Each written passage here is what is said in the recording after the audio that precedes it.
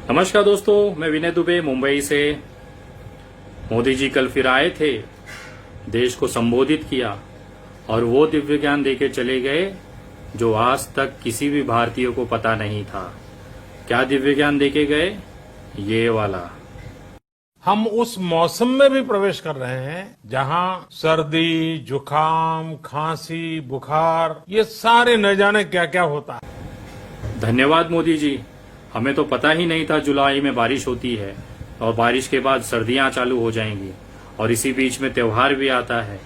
हमें तो कल आपने बताया तब जाके पता चला और मुझे पूरी तरह से विश्वास है देश के 135 करोड़ 130 करोड़ आबादी को भी कल ही पता चला कि जुलाई में बारिशें होती हैं, उसके बाद सर्दियां शुरू होती हैं।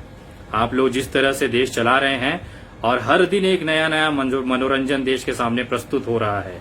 भले टिकटॉक बैन हो गया है तो क्या हुआ, मोदी जी अभी भी हैं अपनी मन की बात कहने के लिए, तो कोई दिक्कत नहीं है। देश में एक प्रधानमंत्री के तौर पे आप भले ही असफल रहे हो, लेकिन देश की जनता को अपने मनोरंजन में बांधे रखने में आपसे ज्यादा सफल व्यक्ति इस देश में, इस धरती पर हो ही नहीं सकता है। एक खुशखबरी आज मैं आप लोगों को देना चाहता हूं, खास तौर पर के भारतीय जनता पार्टी के और उनके जो सोशल मीडिया के जो अंध भक्त हैं, उनके लिए तो इतनी बड़ी खुशखबरी है कि बेचारे आज पूरी रात वो सो नहीं पाएंगे खुशी के मारे।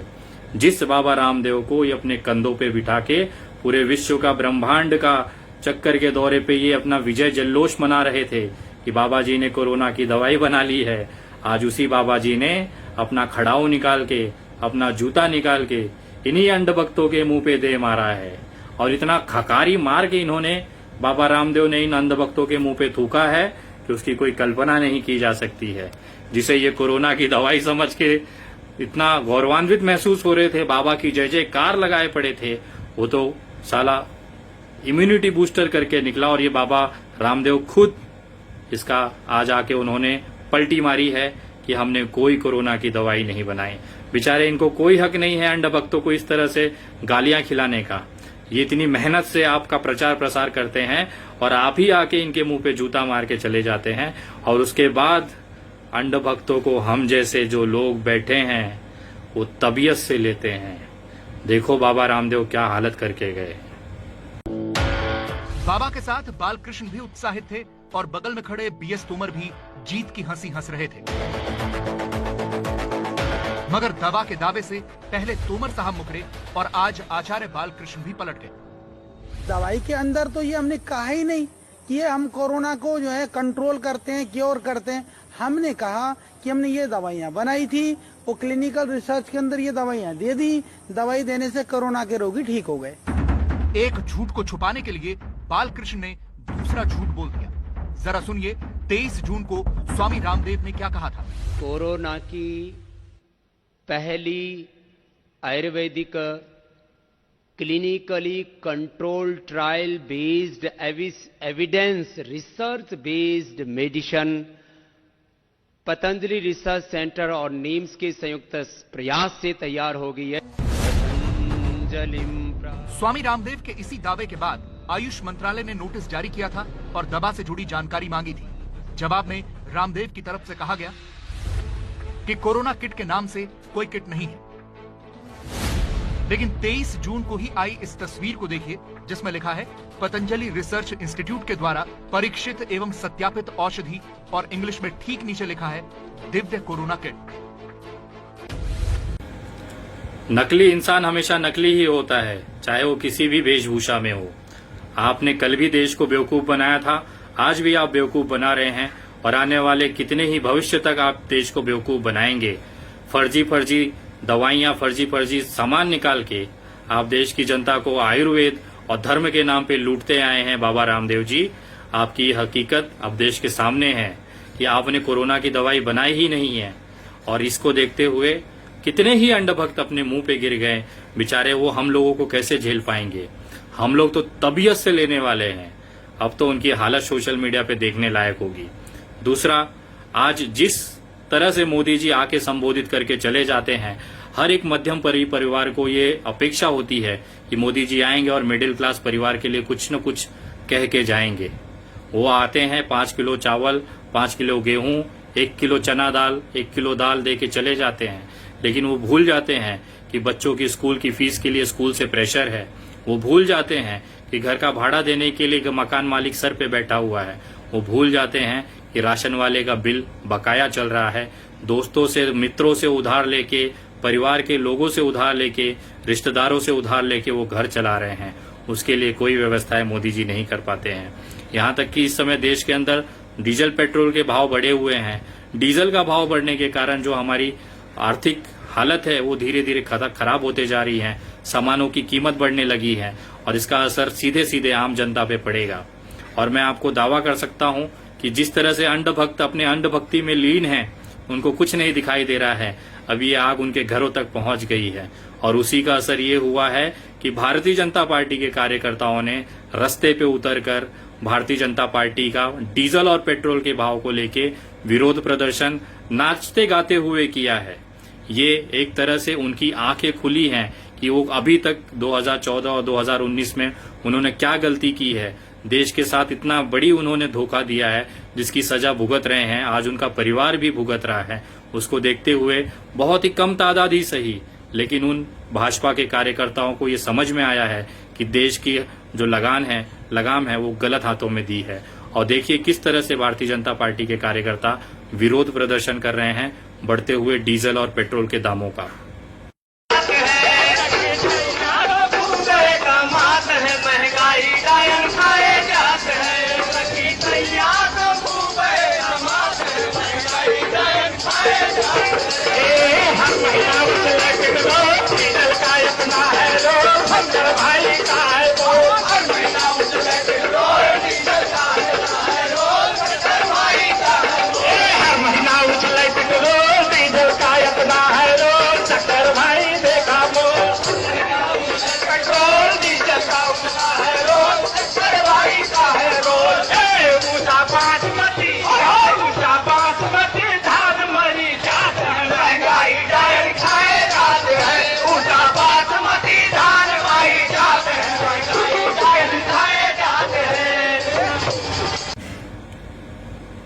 काश यही हालत अब धीरे धीरे जैसे महंगाई और डीजल पेट्रोल के दाम बढ़ेंगे, आने वाले समय में रस्ते रस्ते इस तरह के लोग निकल के विरोध प्रदर्शन करेंगे। और ये मोदी जी की मेहनत है, 18-18 घंटे की मेहनत है और उसके वजह से आज ये मुकाम पे पहुंच पाया है। आपको अगर गुजरात की हालत बताऊं तो गुजरात में लोग रस्ते पे निकल के मोदी जी का जय जयकार कर रहे हैं। गुजरात मॉडल की इतनी धज्जियां उड़ाई जा रही हैं कि वो आप समझ नहीं सकते हैं। वहां के मुख्यमंत्री रूपानी जी का तो हालत इस कदर से है, न वो अपने कार्यालय से निकल पा रहे हैं न घरों से निकल पा रहे हैं। ये देखिए गुजरात मॉडल।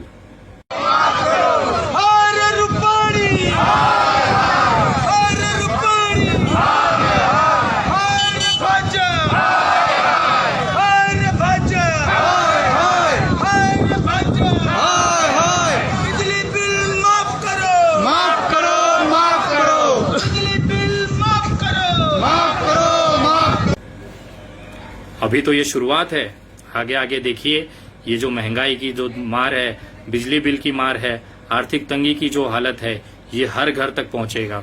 हर भारतीयों को इसका एहसास होगा कि उन्होंने 2014 और 2019 में कितनी बड़ी गलती की है। हम जैसे जो सामाजिक कार्यकर्ता हैं वो आप लोगों को जागरूक करते रहेंगे। हमने बार बार आपको चेताया, लेकिन आप अपने भक्ति में लीन थे। अब आपकी आंखें खुलेंगी और हम लोग बैठ के आपका विरोध प्रदर्शन देखेंगे कि जब आपके घरों में आग लगी है तब जाके आपकी आंखें खुली हैं। हम यही नहीं चाहते थे कि आप लोगों तक ये बात पहुंचे। ये जो दुख की पल हैं, ये जो गरीबी के पल हैं, ये जो आर्थिक बोझ है, आप लोगों के घरों तक न पहुंचे। इसके लिए हम जो सामाजिक कार्यकर्ता हैं अपनी जान जोखिम में रखते, कभी भी हमें गिरफ्तार कर लिया जाता है, कभी भी हमें रासुका के अंतर्गत कार्यवाही की जा सकती है। उसके बावजूद हम आपको जागरूक करते हैं, अपने जान अपने परिवार को खतरे में डालते हुए। और मैं आशा करता हूं कि आज नहीं तो कल देश की जनता ये जरूर समझेगी कि आप लोगों ने कितनी बड़ी गलती 2014 उसके बाद 2019 में की है। अभी भी समय है, चेत जाइए, देश को बर्बाद होने से बचा सकते हैं, लेकिन उसके लिए आम जनता का सहयोग की जरूरत है।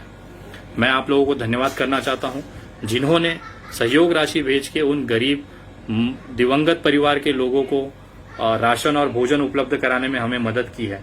मैं आप लोगों को बताना चाहता हूं अभी तक 218 परिवारों को हम लोगों ने 1 महीने का राशन दिया है प्रत्येक परिवार में, चाहे उनके घर में 5 सदस्य हो, चाहे 10 लोग हों।